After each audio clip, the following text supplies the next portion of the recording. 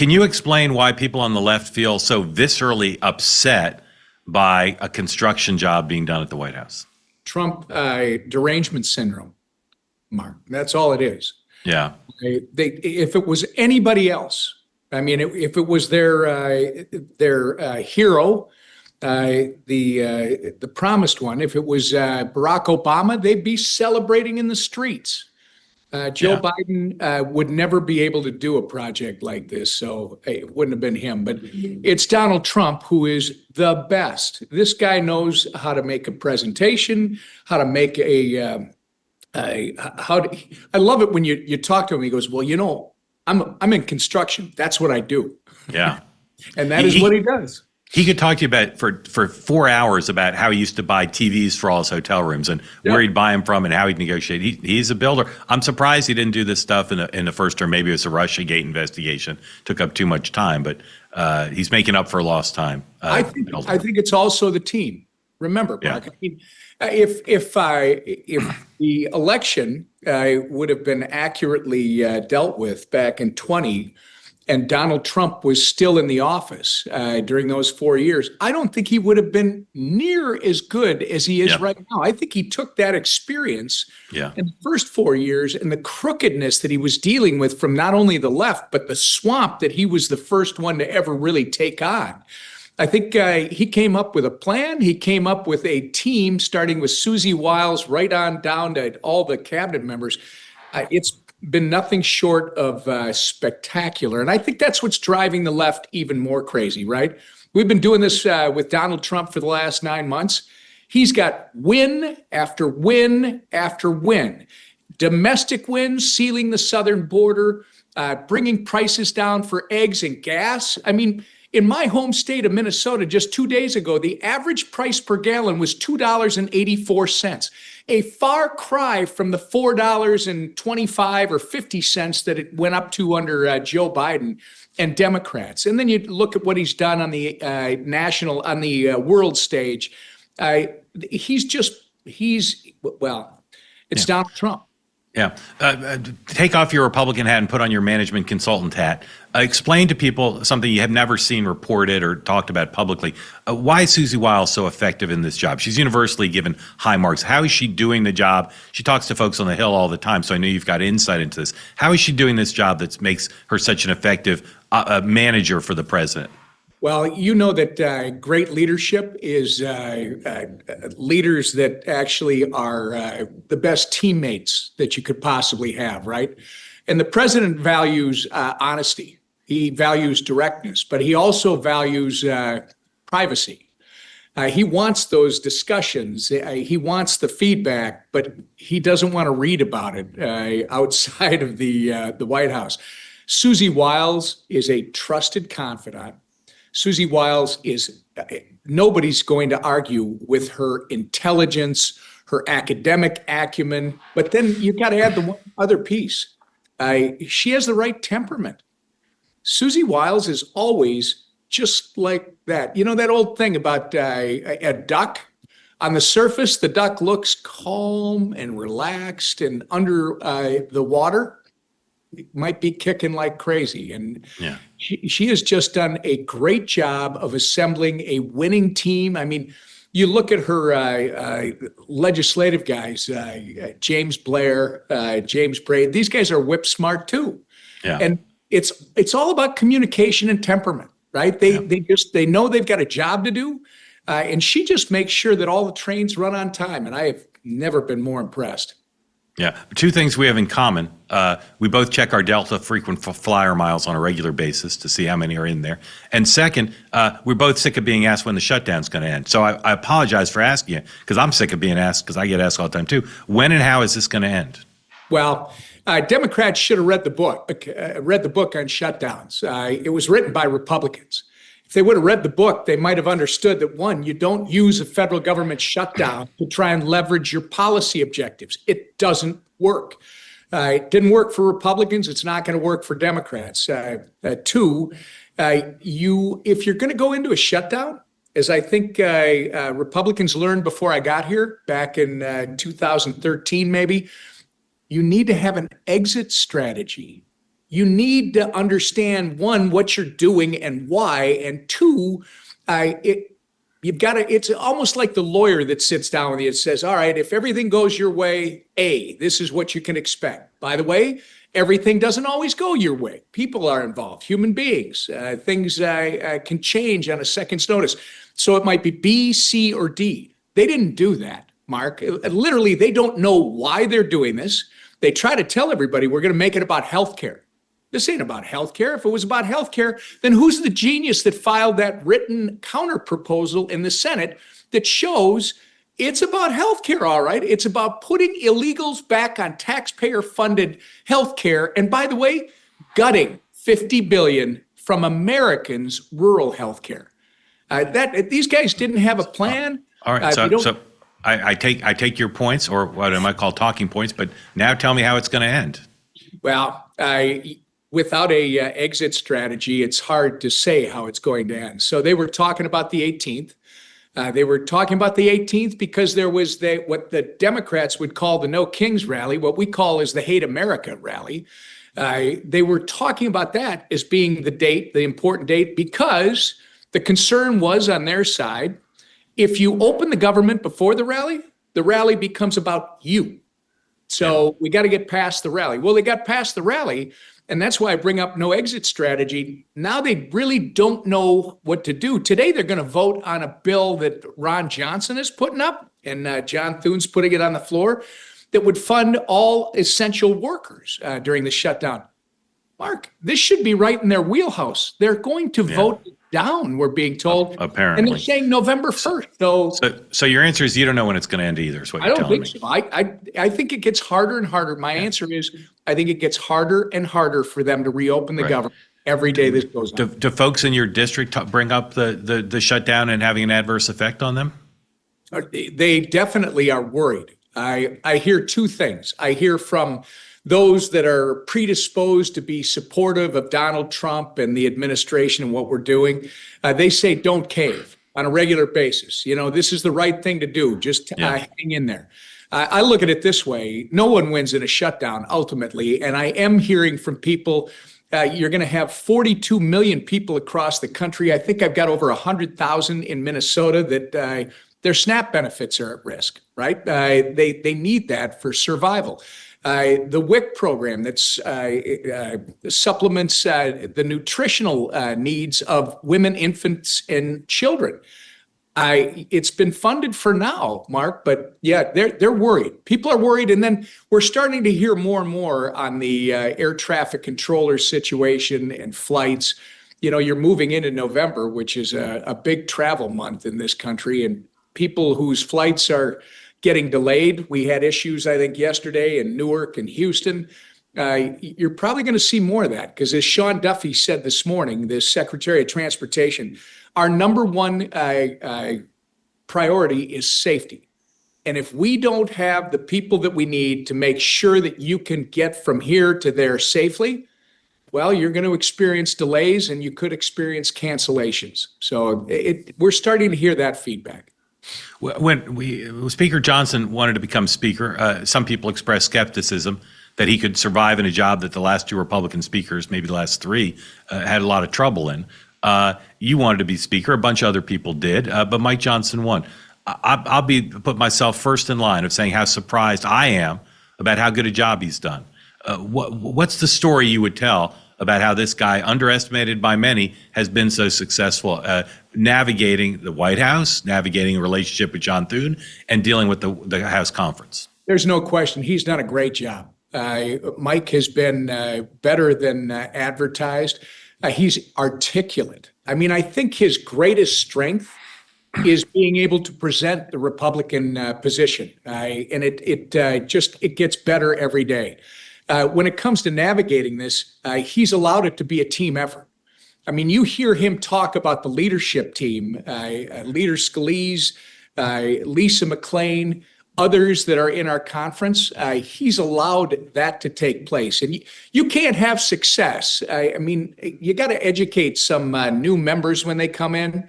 And they're firebomb guys that want to, everything is a hill to die on. You have to explain to them. You realize that you are not going to get anything done around here unless you can build a team that supports what you're doing. That's what Mike Johnson, I think, has done best, which is allow the team to actually support the things that he needs to get this place moving and get things done. And the other thing, message. Yeah. It's not all over the place. Republicans are great at telling you one thing and then they want to talk about something else. Mike Johnson has been about the one thing is the one thing. And right now, that one thing is we gave you a clean CR that you asked for. We passed it well in advance of this September 30th date. And then you suddenly changed course, and we're not going to negotiate because we got nothing to negotiate until you reopen the government. He's been on that consistent. He's been following Haley Barbour's dictum. Haley didn't make it up, but he's keeping the main thing the main thing. The only thing about his judgment I'd question is he's so far refused to come on this program. That does not speak well of his understanding of the media ecosystem. He's got a pretty heavy schedule, so I don't think it's about you. Lots of conversation about AI. And if you look at the experience of your body at Congress overall trying to regulate social media, it's a mismatch. It's so complicated. Their lobbyists are so sophisticated. There's such a consensus. We need a better treatment of kids as it relates to social media. Congress can't legislate it because they're just too incredible. AI, they're sophisticated and hide the ball. Same with AI. I'm wondering, how worried are you about government doing the right thing to make sure AI is a force for job creation and scientific advance rather than killing the human species or all the other negative things that people worry about and speculate about? Well, worry is a strong word. I've been involved in the digital asset space since long before anybody really around here cared. I've been doing that for almost 10 years. And we've come to a place where not only has Main Street caught up, but Main Street's starting to send members who are more fluent in these issues. AI, I'm concerned, but no, I think AI is going to be used as a competitive advantage for every U.S. manufacturing operation. I think it's going to be used in our education system. I think in the federal government, it's ultimately going to be the answer to really solving the waste, fraud, and abuse issue. So I think it's exciting. I think it is. It's the future, and the future has arrived. Do we have to perhaps as the deliberative body that we're supposed to be, do we have to be learning more and figuring out if we have to do a light regulation framework to protect people and protect the country itself? Yeah, we're going to keep doing that. But this wholesale, we're going to block it, we're going to stop it, we're going to try to control it. You know, people said that about cryptocurrencies. We're just going to absorb them and wrap it. You know what? Yeah. Those things are going to happen with or without us. We should be involved. We can be part of that solution. Give me an example of a recent use of AI in the Emmer household that made you say, wow, this thing is really extraordinary. Well, I would say my wife would be the better one to ask, because she's been using this stuff for the thermostat, for the security system. I mean, she's got all these different things that she's doing. But for this Emmer, the best one I've seen recently was a manufacturer that builds harnesses, wiring harnesses in Mankato, Minnesota, and how they have literally been able to make their workforce more efficient and keep the people that they had employed, because you hear this whole thing about it's going to put people out of jobs. They've kept their employees and they've expanded exponentially, probably 3-4x, and their plan is to go even more, because they've been able to incorporate AI solutions into their manufacturing process. I'm excited about this stuff. I love all the small business examples, so thank you for sharing that. But are you using it personally, either in your work or in your life? How are you using it? Yeah, when I ask Grok a question, or when I get on one of these things to see how it works, but not every day. No. I'm in Congress. As you know, the technology here has a little updating that it needs. Yeah, well, you got your own phone. Who's the most underrated member of the Trump cabinet? Scott Turner. Scott Turner, good answer. Who's the MVP of the cabinet? You can't say the vice president or anybody in the White House. You got a whole bunch of them. That's like me telling my 7 kids, each one of them I used to say, "You're my favorite. Don't tell any of the others." I'm not going to let my Halperin bring me out. All right, you think there's 50 co-MVPs? Let's put it this way: the one that's closest to me is the guy from Wisconsin, the transportation sector. Yeah. But I love Lori. Lori Chavez DeRemer is a great friend. Howard Ludnick is awesome. I mean, it's a great group of people. They've assembled a great team. Okay. Who's the unsung hero of the House conference? Who's the unsung hero of the House conference? I would say it's the freshman class.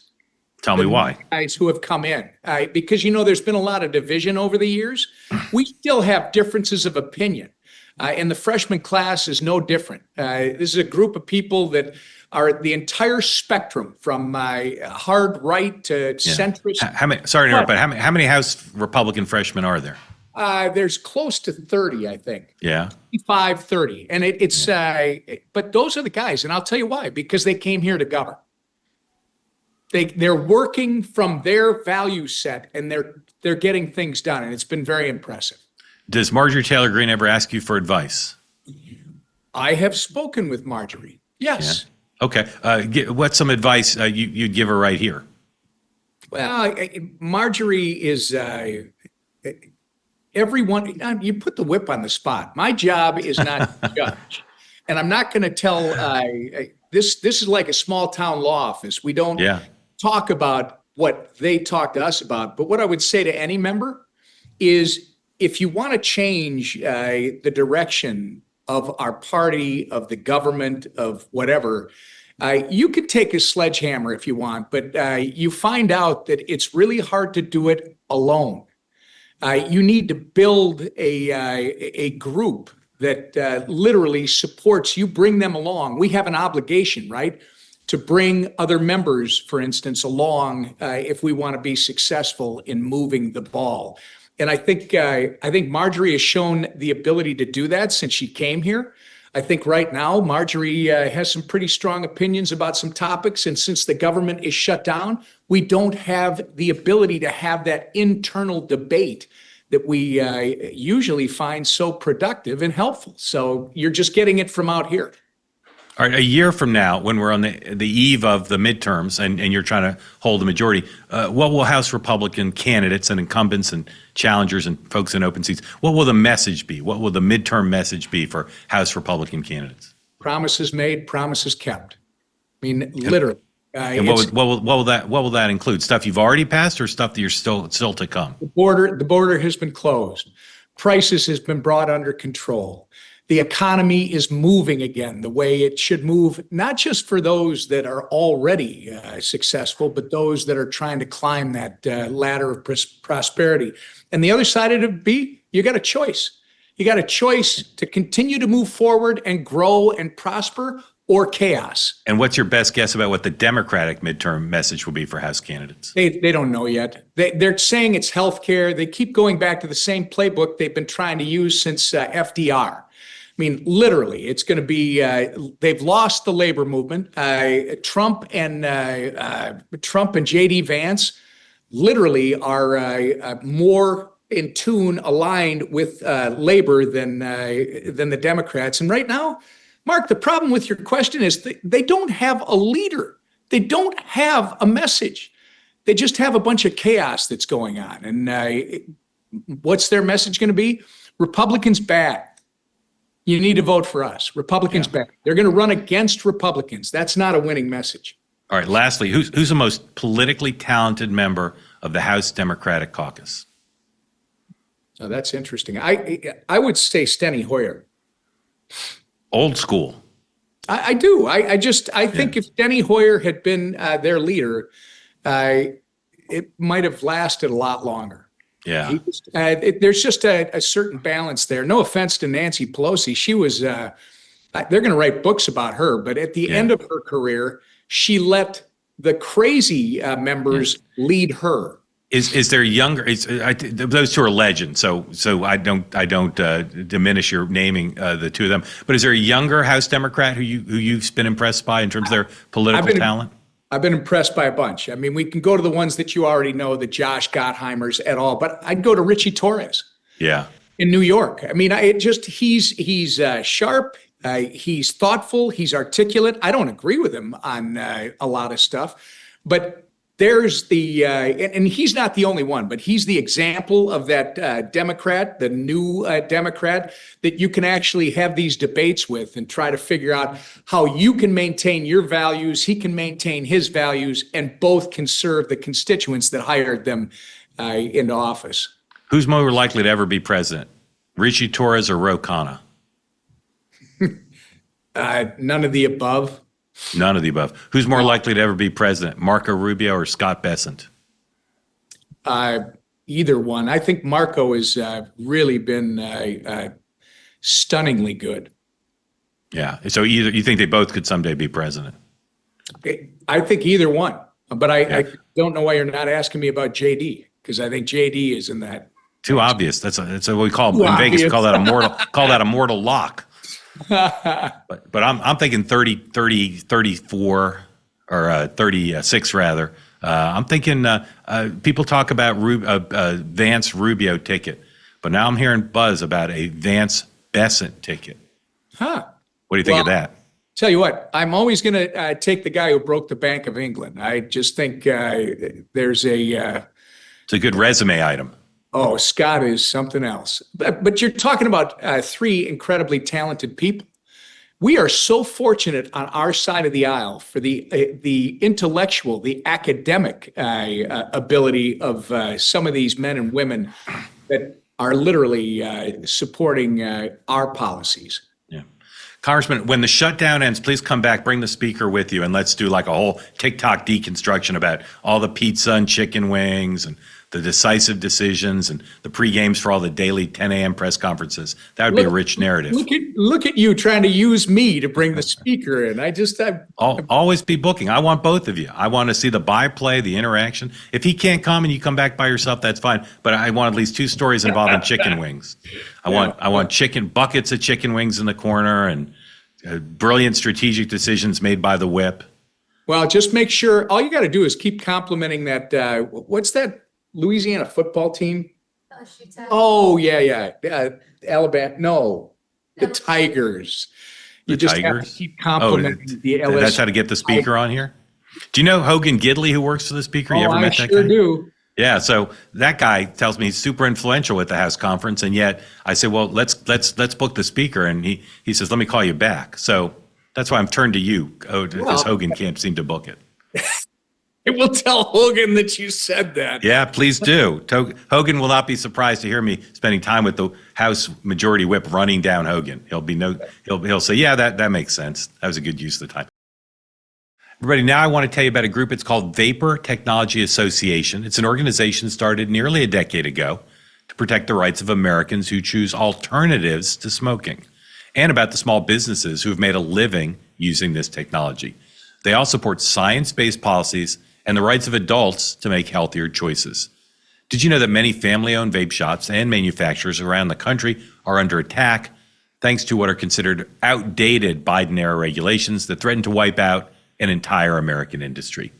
The Vapor Technology Association, also known as VTA, says businesses are being destroyed and people are losing their jobs now. But the VTA says President Trump has a clear opportunity to change this and to protect Americans' rights to make their own choices and to defend small businesses, restore a free and fair marketplace. Head over to vaportechnology.org to learn more about the organization and why they are leading the charge to support American innovation.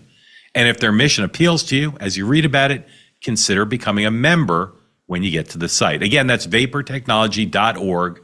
Tell them you heard about them on Next Up.